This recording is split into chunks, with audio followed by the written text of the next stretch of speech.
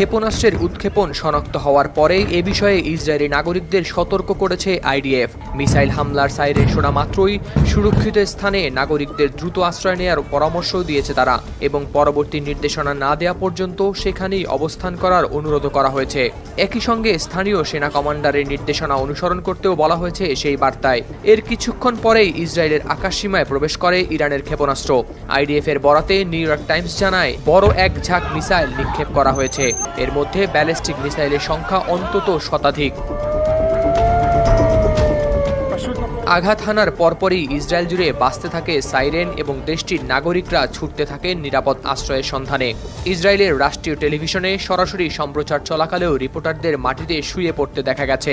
পরে ইসরায়েলের সেনাবাহিনীর পক্ষ থেকেও জানানো হয় 180টি ক্ষেপণাস্ত্র নিক্ষেপ করেছে ইরান। তবে যুক্তরাষ্ট্রের সেন্ট্রাল কমান্ডের সঙ্গে সম্মিলিতভাবে বেশিরভাগ ক্ষেপণাস্ত্র করা হয়েছে লক্ষ্যভ্রষ্ট।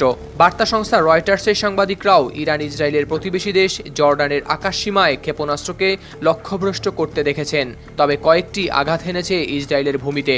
তবে এতে ক্ষয়ক্ষতির পরিমাণ সম্পর্কে তাৎক্ষণিকভাবে হওয়া যায়নি স্পষ্ট। হাসান নাসরাল্লাহ নিহত হওয়ার পর এর বদলা নেয়ার ঘোষণা দিয়েছিল তেহরান। সেই বদলা নেয়ার আগেই আবার ইসরায়েলি বাহিনী মঙ্গলবার লেবাননে সীমিত পরিসরে স্থল অভিযান শুরু করে। এর পরপরই তেল আবিব লক্ষ্য করে ক্ষেপণাস্ত্র ছুড়ল ইরান।